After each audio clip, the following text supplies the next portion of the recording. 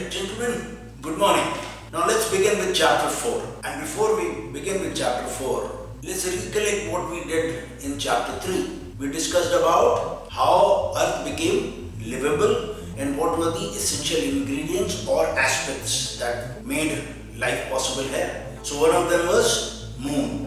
Moon के कारण जो इम्पैक्ट हुआ एस्टेरॉइड का, उसके कारण अर्थ का रोटेशन, सीजन, वेदर पैटर्न्स, ये सब आए, मून बना उससे, राइट? मून का साइज बहुत इंपॉर्टेंट है, this we discussed. Then we discussed about the magnetic field of the earth which keeps the atmosphere intact, which saves us, protects us, that provides us the jacket and protects us from harmful solar radiations, right? There are planets who do not have magnetic field, तो उनमें क्या असर आए? Matter, जो हमें पता करना चाहिए, right? And third is the atmosphere, which we did not discuss in chapter 3, and in chapter 4 we will discuss it at length. Now, अब बात आती है कि atmosphere की. अब ये जैकेट atmosphere की हमें मिली कैसे और कब आई? जो आज हमारे पास जो जैकेट है atmosphere की. तो सबसे पहले तो ये हो कि atmosphere है क्या? So look at the picture now, right? There are atmosphere is layers of gases arranged in a pattern, है ना? और उन सब की thickness भी दी हुई है इस पिक्चर में. सबसे पहला है अर्थ के closest is what? Troposphere. Then is the stratosphere, mesosphere, thermosphere, and exosphere. Look at the width. Troposphere is around 10 to 20 kilometers. Stratosphere is around 50 kilometers तक का. फिर mesosphere, right? That way. And exosphere is, scientists say it extends up to, total atmosphere extends up to 10,000 kilometers. लेकिन देखने वाली बात क्या है? Troposphere में मैक्सिमम आपको ऑक्सीजन कंटेंट मिलेगा. हम कहते हैं ना, हाई एल्टीट्यूड पे जाते हैं तो ऑक्सीजन लेवल कम होता है, तो as you go up the oxygen level reduces, right? और ट्रोपोस्फीयर में क्या होता है? बादल होते हैं, हॉट एयर बैलून्स वगैरह, ये सब इसी इसमें होते हैं. देन इज द स्ट्रेटोस्फीयर, जिसमें कि आप प्लेन्स वगैरह आ जाते हैं. और स्ट्रेटोस्फीयर में आप देखेंगे एक पतली सी लेयर है, जिसमें कि वो लेयर है ओजोन लेयर. ओजोन क्या है? एक मॉलिक्यूल ओजोन का 3 ऑक्सीजन एटम्स रखता है, राइट? और वो ओजोन लेयर जो है, हमने कई बार पढ़ा होगा कि ओजोन लेयर डिप्लीट हो रही है. Ozone layer protects us from harmful solar and ultraviolet radiations. And कई बार हमने पढ़ा है कि ओजोन लेयर डिप्लीट हो रही है, तो पता करना चाहिए हमें कि भाई क्यों हो रही है, वो कैसे प्रोटेक्ट करती है, right? And then we come to mesosphere. Mesosphere में क्या है? एटमॉस्फेयर तो थिन हो गया, right? लेकिन वो इतना मजबूत है फिर भी कि कोई भी एस्टेरॉइड, right? वो अगर मेटियोर वो आ रहा हो तो वो वहां पर जल जाए. और हमने कई बार देखा होगा आसमान में, कभी रात को हम दौड़ाएं तो हमें, जिसे हम कहते हैं टूटता हुआ तारा जा रहा है, पिक्चर में देखो तो आपको समझ में आएगा कि वो क्या है. That's basically meteor which is getting burnt out in the mesosphere. And then you have thermosphere जहाँ आपके satellites वगैरह होते हैं, and then the exosphere जहाँ spaceships वगैरह होते हैं, right? Spacecrafts. So this is these are the layers. Now point is कि ये आया कैसे? How are we surrounded by this ring? कब आया, right? और ये जो पूरा एटमॉस्फेयर है, that this keeps us warm, protects us from harmful radiations, it gives us oxygen, it scatters the light, burns the meteors, right? And surprisingly, it undergoes recycling. And how does it recycle itself? So then when we get into this, we will find something more interesting, you know. So finally we have come down, the scientists say that our atmosphere or air contains 21% oxygen, 78% nitrogen, and rest are all other gases like ozone, you have hydrogen and helium, etc. Right? So how has the jacket come about? How has the water come here? How has the oxygen come here? We all know 4.6 billion years ago when planet was formed, it was basically what? Hot gases, hydrogen, helium, right? तो उसमें वो तो बहुत गर्म था, वहाँ life कैसे आती, पानी कैसे आता, ऑक्सीजन कहाँ से? Now scientists have worked out, you know, various options and probabilities कि कहाँ से आया पानी. तो was it captured from solar nebula?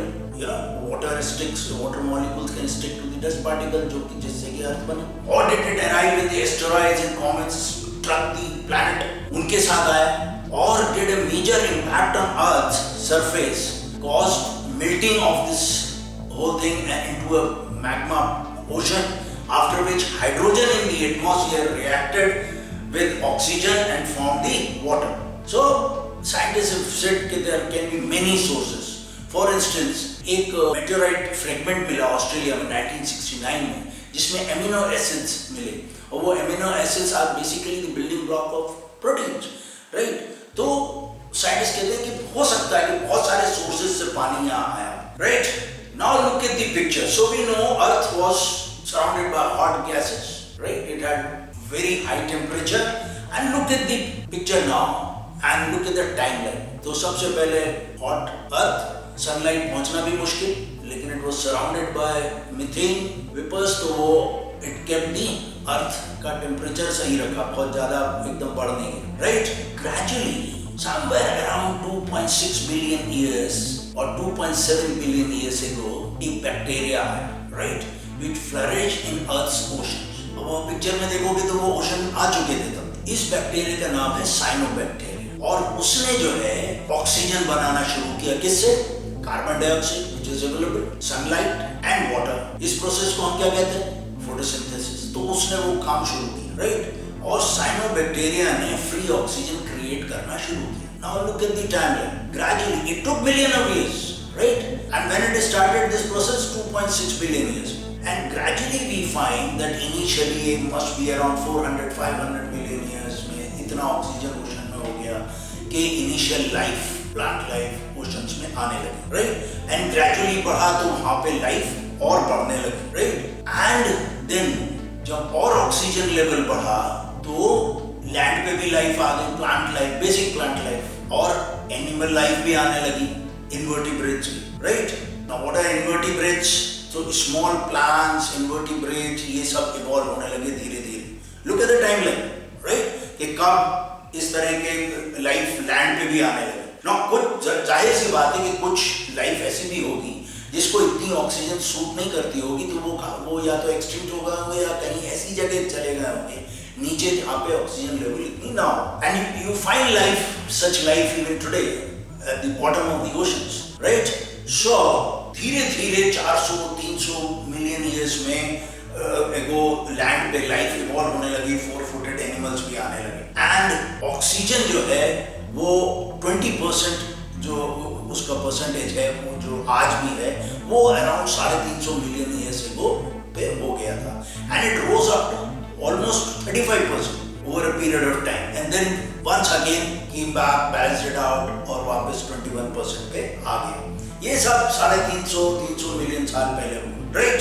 अब हम देखेंगे कि इसमें कितने चीजों का रोल आ गया, ओशन, वाटर, राइट? जैसे प्लांट्स, क्योंकि जब प्लांट्स फोटोसिंथेसिस करने लगे तो ये सारे जो हैं कंपोनेंट्स हैं हमारे एटमॉस्फेरिक सिस्टम, राइट? और बहुत सारे इसकी साइकिल्स हैं जिसके कारण ये सस्टेन कर पाती है ऑक्सीजन की परसेंटेज, नाइट्रोजन की परसेंटेज, ये सब जो है ये पूरा एटमॉस्फेयर इंटर रिलेटेड सिस्टम है, और ये सारे कंपोनेंट्स इस इन वेरियस साइकिल्स के प्रोसेसेस के हिस्सा है, right? So we find that earth is a complex inter related system. Now look at the picture how it is. Earth is a complex inter related system जो पूरी atmosphere को sustain करता है। You can see clouds, you can see water in this picture. ये water cycle, पानी evaporate होता है sunlight से, बादल बनते हैं, कंडेंस होता है और बारिश हो जाती है, राइट? वो लाइफ लाइन है बहुत सारे जानवरों की, प्लांट्स की, सबकी लाइफ लाइन है पानी। Then carbon dioxide, there is carbon cycle also, there is oxygen cycle also, और ये सब इंटर रिलेटेड एक दूसरे से, okay? Now let's look at the carbon cycle now. Description simplistic manner, okay? Factory से smoke निकल रहा है, प्लांट्स उसको ले रहे हैं, ओशन उसको ले रहा है, और वहाँ की लाइफ और प्लांट्स जो हैं उसको एब्सॉर्ब करके सनलाइट की मदद से, और वो ऑक्सीजन रिलीज कर रहा है। उसी तरह एनिमल्स डेड होते हैं और वापस रिसाइकल हो जाता है कार्बन डाइऑक्साइड जो वो रिलीज कर रहा है, ओके? सो जो हम निकाल रहे हैं सांस, वो भी किसी का रेस्पिरेटरी सिस्टम है, और वो कार्बन डाइऑक्साइड को लेता है प्लांट्स और उसको ऑक्सीजन में कन्वर्ट करते हैं और ऑक्सीजन रिलीज हो जाती है। ये पूरी carbon cycle which maintains the balance of oxygen in the atmosphere. Then we have water cycle. Say like we saw it earlier. पानी evaporate होता है, बादल बनता है, बादल condense होते हैं और बारिश हो जाती है. So that's water cycle. Then we have very interesting nitrogen cycle. Now nitrogen जो है अर्थ में 78% atmosphere, but nitrogen does not combine easily with other elements. So it has to be converted into nitrates, जिससे कि वो कोई काम हो सके उससे. तो लाइटनिंग साइंटिस्ट से कि लाइटनिंग से जो है नाइट्रोजन नाइट्रेट्स में कन्वर्ट होती है. और या फिर कुछ बैक्टीरियाज होते हैं रूट्स में प्लांट्स के जिन्हें नाइट्रोजन फिक्सिंग बैक्टीरिया कहते हैं. वो नाइट्रोजन को नाइट्रेट में कन्वर्ट करते हैं. प्लांट्स उसको अमीनो एसिड्स में करता है. And amino acids are the basic building blocks of what proteins. And proteins are helpful for building of muscle tissues. वो एनिमल्स भी खाते हैं, हम भी खाते हैं. ये पूरी साइकिल. ओके, नाउ हम देखते हैं कि सारी जो साइकिल्स हैं, oxygen cycle, water cycle, nitrogen cycle, carbon cycle, ये सब हेल्प कर रही हैं एटमॉस्फेयर को सस्टेन करने में. राइट, एक भी तार कहीं से हिल जाए तो वो गड़बड़ हो जाती है एटमॉस्फेरिक सिस्टम को बैलेंस करने. Now so we find it's an interrelated system, a complex interrelated system, right? And we are all part of this. Animals, we, irrespective of our religion. The aim of these videos is to, मैं इतिहास से क्यों ये universe creation से क्यों चल रहा हूँ? The aim is to convey a message कि हमारा इतिहास किसी रिलीजन या उससे अलग नहीं होता. हम सबका इतिहास एक ही है, राइट? ये एटमॉस्फेरिक सिस्टम, ये सब हम सबके लिए बराबर है. ऐसा नहीं है कि कोई रिलीजन के लिए कोई अलग से एटमॉस्फेयर है. Okay, so we are all part of this system and we earth has undergone the atmospheric changes from time to time. कभी वाटर लेवल्स बढ़ गए, कभी डिक्रीज हो गए, ग्लेशियर्स मेल्ट हो गए, कभी बन गए. And surprisingly 5 major ice ages have occurred, right? And the earliest was over 2 billion years ago, and the most recent one began 3 million years ago and continues even today. Yes, we are part of this ice age, right? Now, ये जो alternate चलता रहता है, extreme cold temperatures, high temperatures, right? Rising sea levels, lowering of receding sea waters. It all happens because of the atmospheric changes that keep taking place. Okay, and we are part of this whole system. So in chapter 3 and 4 we studied the essential ingredients that have made life possible or made earth livable for all of us, for all animals, all plants, and we human beings, right? Okay, thank you. Jai Hind.